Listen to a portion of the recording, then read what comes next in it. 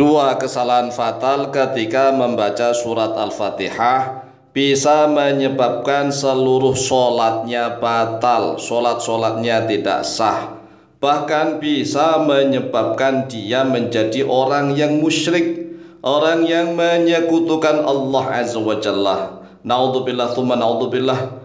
Oleh sebab itulah mari belajar, walaupun toh hanya melalui konten video yang cukup singkat. Tetapi marilah kita perbaiki diri kita agar kita melakukan segala sesuatu memiliki dasar ilmunya. Nah, adapun dua kesalahan fatal ketika membaca surat Al-Fatihah adalah yang pertama ketika membaca Alhamdulillah. Alhamdulillah ini ternyata banyak sekali yang sering salah. Kemudian yang kedua membaca Iyyaka na'budu wa iyyaka nasta'in. Ini juga sering salah dan salahnya fatal.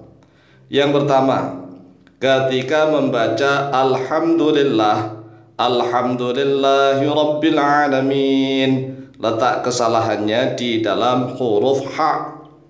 Ha itu bersih di terongkongan, di tenggorokan atau kerongkongan. Alhamdulillah. Enggak boleh kotor, alham juga enggak boleh. Apalagi dibaca tulisan Latinnya menggunakan huruf H. Tulisan Latinnya menggunakan huruf H, dibaca Alhamdulillah. Kalau dibaca Alhamdulillah artinya kematian bagi Allah. Coba dibayangkan, masa kita nyumpahin Allah, Allah mati. Alhamdulillah itu artinya kematian bagi Allah.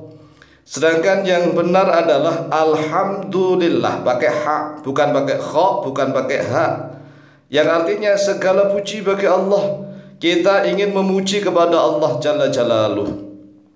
Tetapi karena ilmunya hanya dengar-dengaran saja, tidak pernah dituntun oleh seorang mursyid, seorang guru, sehingga asbun itu asal bunyi.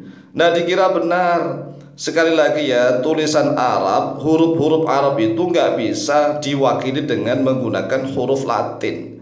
Bahkan huruf Latin itu bisa merubah makna, bahkan merusak makna. Contoh Alhamdulillah, pakai ha itu sulit kalau ditulis menggunakan huruf Latin. Apakah pakai ch, al-camdu, atau pakai kh, atau pakai h doang. Nah, kalau ditulis pakai h doang dibaca Alhamdulillah. Nah, kalau dibaca pakai Alhamdulillah menggunakan huruf h, itu artinya kematian bagi Allah. Coba direnungkan, kita ini maukah menyumpahin Allah begitu, sedangkan maksud kita adalah memuji kepada Allah. Kemudian yang kedua, ketika membaca Iyyaka na'budu wa iyyaka nasta'in, iya itu wajib ditasydid huruf ya-nya, tasydidul ya, yang artinya hanya kepadamu kami menyembah ya Allah, dan hanya kepadamu kami minta pertolongan. Tetapi kalau ya-nya tidak ditasydid, ini fatal, bisa menyebabkan kesyirikan, kemusyrikan. Kalau misalnya membacanya Iyyaka na'budu wa iyyaka nasta'in, walaupun suaranya bagus, indah, tetapi ternyata huruf ha-nya tidak ditasydid, membacanya enteng saja, Iyyaka na'budu wa iyyaka nasta'in, ini artinya pada sinar matahari kami menyembah. Jadi iyatus syamsi atau do'us syamsi. Do'us syamsi artinya sinar matahari. Masa kita kepada matahari menyembah dan minta pertolongan? Ini kan musyrik namanya. Nah, bagaimana hukumnya bagi yang belum tahu? Nah, orang yang belum tahu tidak dihukumi musyrik, tidak dihukumi syirik. Lalu apakah sholatnya itu batal? Nah, urutannya begini. Dia kalau belum paham dan belum fasih membaca surat Al-Fatihah, wajibnya dia tuh ngaji. Wajib ngaji memperbaiki bacaan surat Al-Fatihah. Jadi sholatnya kemarin masih dianggap sah, ya, tapi dia wajib ngaji seketika itu juga sampai bacaannya benar. Nah, kalau dia tidak mau ngaji, dosa dan sholatnya dianggap tidak sah karena dia tidak mau ngaji. Dia tidak mau ngaji, tidak mau belajar. Nah, kalau dia sengaja membaca Iyyaka na'budu tadi tanpa tasydid, kalau sengaja itu bisa musyrik. Musyrik orangnya syirik, menyekutukan Allah.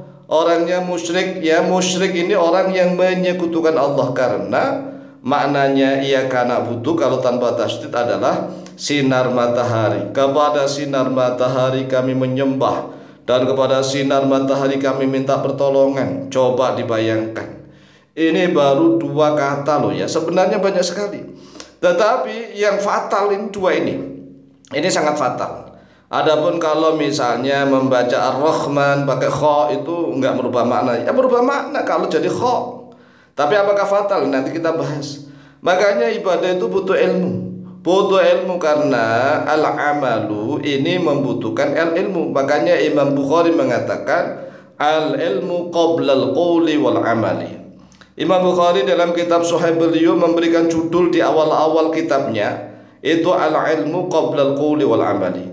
Ilmu itu dipersiapkan sebelum qaul, sebelum berbicara dan sebelum beramal. Nah, orang Indonesia ini kalau diajak ngaji sulitnya luar biasa, tetapi kalau membahas Gibran dan Jokowi ramenya luar biasa. Ini kan suatu bencana, musibah, malapetaka.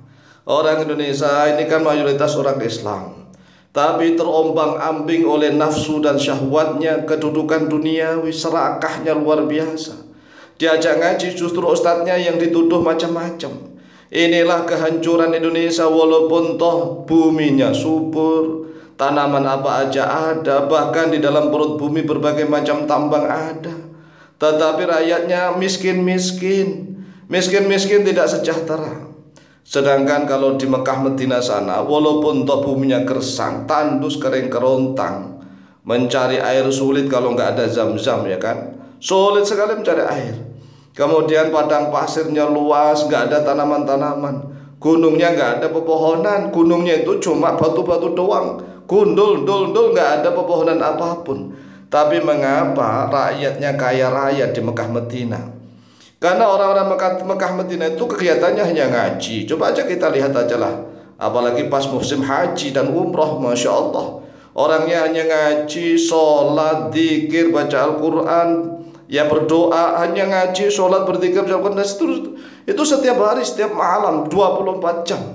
Makanya buminya Masya Allah diberkahi oleh Allah sehingga orang-orangnya kaya raya. Walaupun toh tanahnya gersang tuh. Indonesia kan dibalik, buminya sangat subur, air mengalir melimpah dari mana-mana saja, bahkan segala macam tumbuhan ada, sawahnya luas, ladangnya luas, lautnya luas, berbagai macam ada. Tetapi mengapa rakyatnya miskin-miskin? Padahal rakyat Indonesia ini kan rata-rata muslim. Makanya orang Islam kalau ingin jaya, makmur dunia akhirat itu ya menggunakan Al-Quran Karim, dikaji dengan sebaik-baiknya agar hidupnya ini dimuliakan oleh Allah di dunia maupun di akhirat. Demikian, semoga bermanfaat. Lebih kurangnya mohon maaf. Wallahu ta'ala a'lamu bishawab.